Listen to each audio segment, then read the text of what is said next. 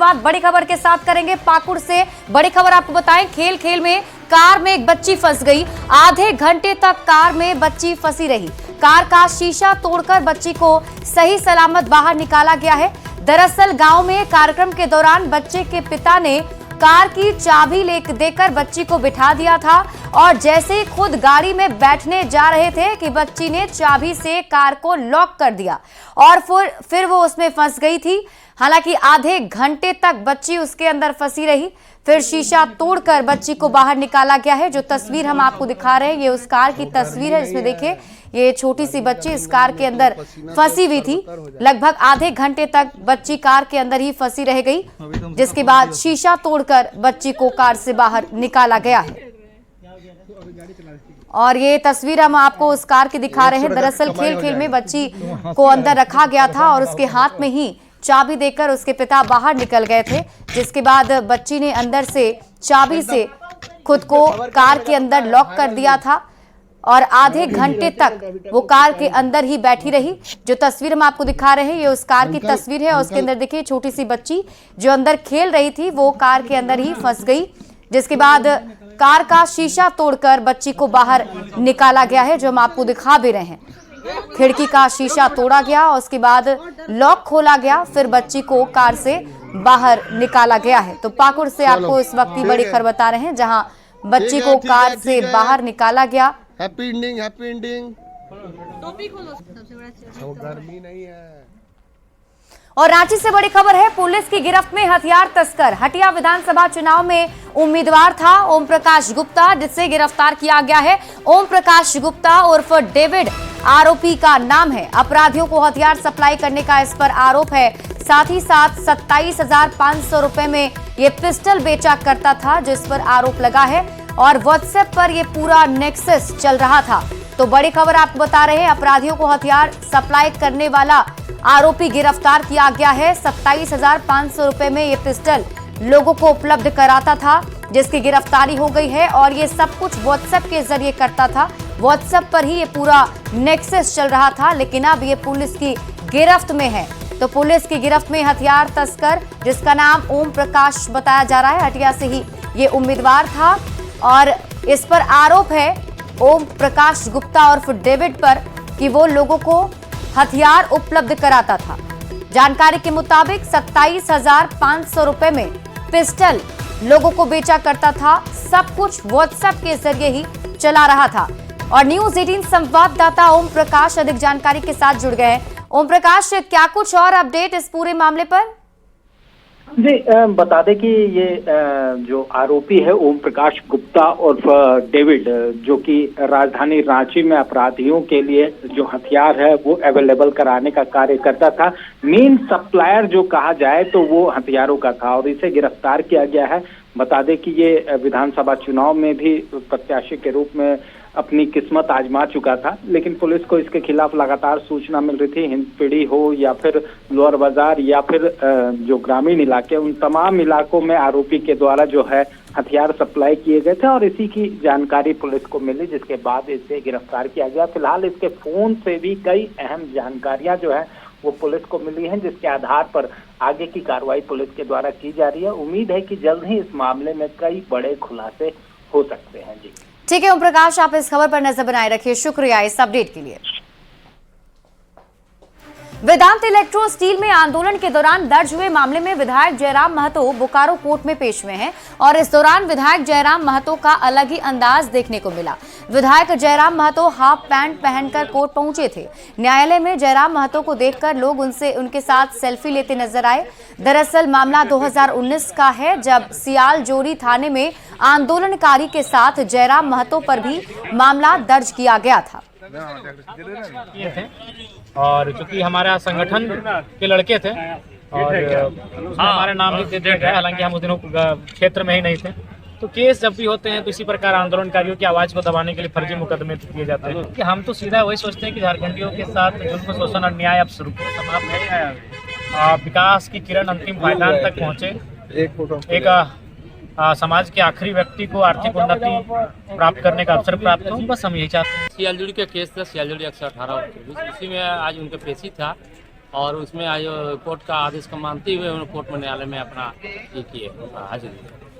तो मैंने कब का मामला था? ये केस मामला है आपका 2019 का केस है। उसी टाइम से हम लोग इसमें आए थे और आकर ये इलेक्ट्रिसिटी का वेदांता का मजदूर पर लड़ाई के लड़ने के लिए आए थे और उसी में अपना आकर हाजिर किए।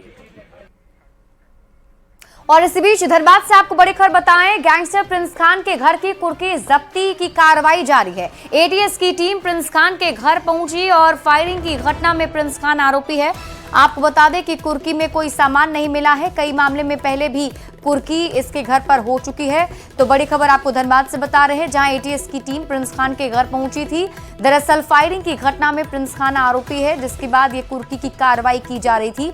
हालांकि कुर्की में कोई सामान बरामद नहीं हुआ है। जमशेदपुर में मानगो नगर निगम में कचरा डंपिंग मामला अब तूल पकड़ने लगा है और इस मामले को लेकर पूर्व मंत्री और वर्तमान विधायक आमने सामने आ गए हैं। तो वहीं दूसरी तरफ अब मानगो के स्थानीय लोग इस महापरेशानी से बचने के लिए अनोखे अंदाज में विरोध कर जिला प्रशासन की आंख खोलने का काम कर रहे हैं। मानगो के स्थानीय आफ्ताब सिद्दीकी हाथों में तिरंगा और सिर पर कचरा लेकर पैदल 5 किलोमीटर तक चलते हुए उपायुक्त कार्यालय पहुंचे। उपायुक्त के माध्यम से मुख्यमंत्री को ज्ञापन सौंपकर इस समस्या के समाधान की गुहार लगाई है। जो है कचरा डंपिंग को लेकर पूरे मानगो क्षेत्र में कचरा का अंबार लगा हुआ है। हालांकि मुद्दा ये है कि मानगो नगर निगम के पास कचरा डंपिंग के लिए जगह नहीं है और इस मामले को लेकर पूर्व मंत्री बन्ना गुप्ता और वर्तमान विधायक सरयू राय अब बयानबाजी तेज हो चुकी है। वहीं दूसरी तरफ कांग्रेस नेता आप देख सकते हैं जो मानगो के स्थानीय भी है, सर पर कचरा और हाथ में तिरंगा लेकर मानगो क्षेत्र से लगभग 5 किलोमीटर पैदल चलते हुए आ रहे हैं और उपायुक्त को मांग पत्र सौंपेंगे। सीधे तौर पर हम इनसे बात करेंगे कि क्या कुछ आज प्रोटेस्ट कर रहे हैं। देखिए, मैं एक आम आदमी हूँ, मानगो का निवासी हूँ और मानगो की जो स्थिति पिछले 15 दिन से है, आप समझ लीजिए कि अगर बारिश का मौसम होता तो कितने बच्चे मर गए होते, बीमार पड़ जाते। लेकिन आज के परिवेश में नेता, अभिनेता, मंत्री, सांसद, विधायक ये कोई ध्यान नहीं दे रहा है। घूम रहा है सब कोई। देखिए ना, रंग बिरंगी गाड़ियां जा रही हैं यहाँ से। आम जनता के पैसे से आप पगार लेते हैं, आम जनता के लिए आप राजनीति करते हैं, आम जनता आपको विधायक, सांसद, मंत्री, प्रधानमंत्री बनाती है। लेकिन क्या हो रहा है आम जनता का? मानगो की गली गली में कचरा है। तकरीबन 5 लाख प्लस आबादी है सम्मानित पत्रकार महोदय। तो मेरा दर्द है कहीं ना कहीं, इसलिए मैं पैदल चला। तो विरोध तो बनता है ना। मैंने क्या कर रहे हैं आप लोग? क्या जनता आपको इसीलिए चुनती है? आपस की लड़ाई कीजिए। टाटा स्टील क्या कर रही है? टाटा स्टील का कचरा हो रहा है, सब कुछ हम लोग परेशान है, आम जनता परेशान है। तिरंगा मेरी देश की शान है और ये कचरा जो है ये मानगो की पहचान बन गई है।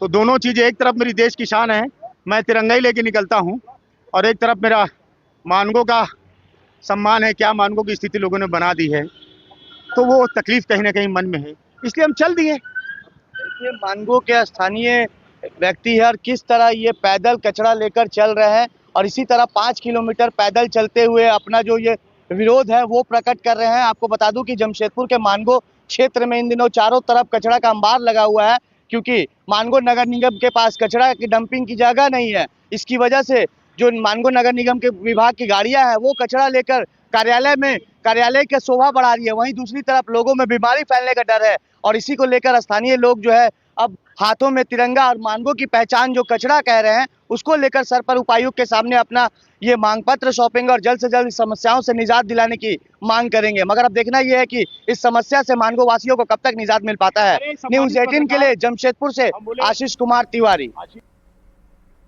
जमशेदपुर की कदमा पुलिस को बड़ी सफलता मिली है। पुलिस ने टाइगर क्लब के संचालक आलोक भगत हत्याकांड का खुलासा कर दिया है। 48 घंटे के भीतर हत्याकांड का खुलासा करते हुए पुलिस ने वारदात में शामिल मुख्य आरोपी छोटू बच्चा सहित कुल 5 युवक को गिरफ्तार किया। इनमें से एक युवक कदमा के बीजेपी मंडल अध्यक्ष का भाई है। हत्या में इस्तेमाल 3 देसी कट्टा, 1 जिंदा गोली और 3 खोखा बरामद किया गया है। एसएसपी ने बताया कि आपसी वर्चस्व की लड़ाई में आलोक भगत की हत्या हुई थी। इस हत्याकांड में शामिल 3 और आरोपी की तलाश जारी है, जिनकी भी जल्द गिरफ्तारी का एसएसपी ने दावा किया है। 5 गिरफ्तारी हुई है और कुछ अपराधकर्मी अभी भी फरार चल रहे हैं, जिनकी गिरफ्तारी के लिए पुलिस लगातार छापामारी कर रही है और उम्मीद करते हैं कि वो जल्द ही हमारी गिरफ्त में होंगे। तो पुलिस के द्वारा 48 घंटों के अंदर इसमें गिरफ्तारी की कार्रवाई सुनिश्चित की गई है और घटना में प्रयुक्त हथियार को भी जब्त किया गया है। साथ ही साथ ये भी बताना चाहूँगा कि इसमें जो मुख्य अभियुक्त जो शामिल है आकाश सिंह उर्फ छोटू बच्चा, उसका पहले से एक लंबा आपराधिक इतिहास रहा है और पहले भी लगभग आधा दर्जन मामलों में वो नामजद अभियुक्त रहा है, आरोप पत्रित रहा है। जमशेदपुर से बड़ी खबर है। कांग्रेस नेता आलोक भगत की गोली मारकर हत्या का मामला सामने आया है। पुलिस ने बीजेपी नेता मनीष पांडे को हिरासत में लिया। समर्थकों ने कदमा थाने का घेराव किया। बीजेपी जिला अध्यक्ष सुधांशु झा समेत सैकड़ों नेता एसपी कार्यालय पहुंचे थे और कार्यालय का घेराव किया गया है। बीजेपी का आरोप है जबरन बीजेपी नेता को फंसाया जा रहा है।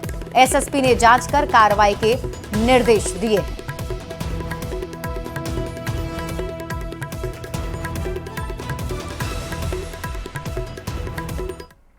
और रांची से बड़ी खबर आपको बताएं, अरगोड़ा अंचल कार्यालय में सरकारी काम में बाधा पहुंचाने और अंचलाधिकारी के साथ दुर्व्यवहार करने का मामला सामने आया। अरगोड़ा अंचल के सीओ सुमन कुमार सौरभ ने डोरंडा थाने में फागू साहू के खिलाफ मामला दर्ज कराया है। फागू साहू पर आरोप है कि वो अपने कुछ साथियों के साथ हुंडरू मौजा की जमीन का दाखिल खारिज नहीं होने का दबाव बना रहा था। मोबाइल फिर ले लिया। तो मामला दर्ज कर मामले की जांच में पुलिस की टीम जुटी हुई है। आपको बता दें कि सीओ से गलत व्यवहार करने का ये पूरा मामला बताया जा रहा है। यार इनका कोई लेना देना नहीं है। इन लोग का कुछ आपसी जो विक्रेता है उससे इनका कुछ आपस में अनबन चल रहा है। पैसे को लेकर होगा ये, इसके बारे में हमें उतनी जानकारी नहीं है।